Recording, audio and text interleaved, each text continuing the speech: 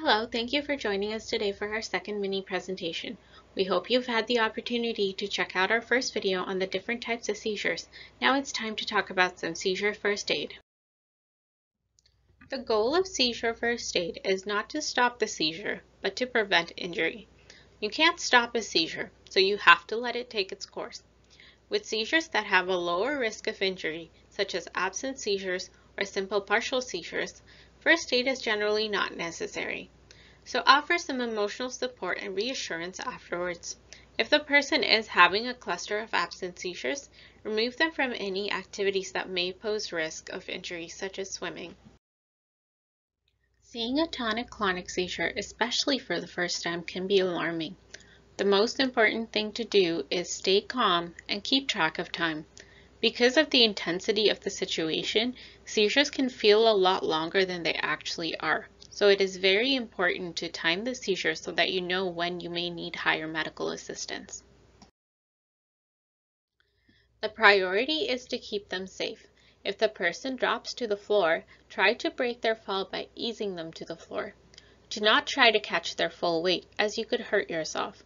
Place something soft under their head and move things out of the way so they won't hit something. Do not put anything in their mouth, as they may choke on the object. Instead, turn them onto their side to allow any saliva or vomit to flow out rather than into their trachea. Do not restrain them, as it may cause further injury. During a complex partial seizure, the person is awake, but their consciousness is impaired. So keep them safe by gently guiding them away from danger. They can't respond to instructions or conversation and can become easily confused.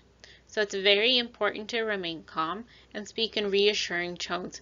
And sudden movement or loud noises and voices can startle the person, and they may react by struggling and running. Stay with the person until they're fully conscious, and do not give them any food or drink until they're fully conscious. After the seizure, reassure them in a calm voice that they had just experienced a seizure. The person will probably need to rest afterwards, so help them get home or stay with them until someone else can come assist them. Recovery time varies depending on the type of seizure. For absence or simple partial seizures, recovery is almost immediate. With other types of seizures, it can take minutes, hours, or in some cases even days. Most will be fatigued or drowsy, and some people may fall asleep right afterwards. They commonly have severe headaches and will need to rest. After major convulsive seizures, the person will probably feel confused, drowsy, unsteady on their feet, and have a headache and slurred speech.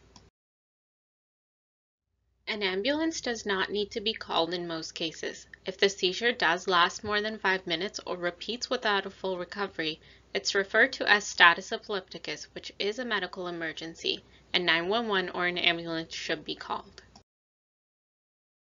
Some other reasons to call an ambulance would be if it is the person's first seizure, it happens in water, they remain unconscious or not breathing afterwards, they suffer an injury, or have other risk factors such as pregnancy or diabetes. But remember, when in doubt, call for help. If you have any questions regarding epilepsy and seizures, please do reach out to us by email at educationcoordinator@esebc.ca or visit our website at www.esebc.ca. You are also welcome to reach out to us through our social media platforms and follow us to stay updated with our client support and education and awareness programs and events. Also, be sure to fill out our feedback form in the description. Your feedback is very much appreciated and it helps us improve our future presentations. Thanks for watching and stay tuned for our next video on more information about epilepsy.